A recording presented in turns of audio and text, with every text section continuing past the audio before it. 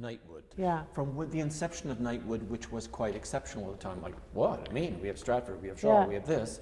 And no, we need a play that actually addresses some of the concerns of women's voices. And it was an abnormality at the time, but it was the beginning of a movement. And if we look at it now, 30, 40 years later, how much, are there enough women who are artistic directors, who are playwrights? Have we balanced the voicing between male and female? No, we haven't balanced the voicing. Rena, you're probably aware of the Rena Fraticelli study in 1982 that took the percentages, took the ratio, and it was like, at that time, it was like 20% of directors and 10% of playwrights are women.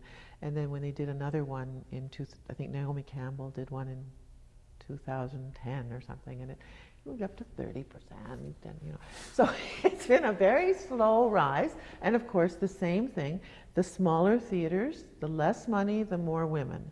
The more money, the more men. It's so clear. It is so clear. So there's still much, much, much to be addressed. There has been forward movement. I used to joke that the men have just gone to film and television. I mean, that's basically what's happened. It's not that, it's just they left a little more room. But men tend to chase money more than women. That's been my experience. They just chase money better. And so if there's no money, they're not going to stick to it. And so that... And do you think boards are biasing to the male artistic directors because the money at stake? I don't think that they sit there and think, let's get a man. I really don't think they sit there and think, let's get a man. But I do think that they think, we've got a deficit. We've got to make money.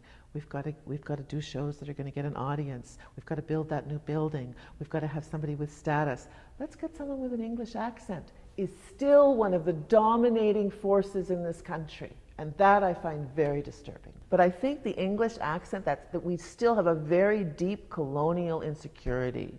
And so somebody who, I just think that... Colonial to the UK or the UK and the US? Probably the US as well, depending on the part of the country. Like, I think perhaps in my part of the world, probably the UK still has more of a whatever. In your part of the world, yeah, because I don't think it exists here. Anymore It's maybe more American. No. It used to. I had the same visceral, my God, haven't we gotten over this? And we did banish those directors eventually. A lot of them were abusive, and a lot of them had the accents. I know. And we eventually, one by one, just in a very gentle Canadian way, say, go away, we don't want you anymore. We don't want that kind of abusive relationship, and we don't want that slightly colonial relationship. We're done with it. Yeah.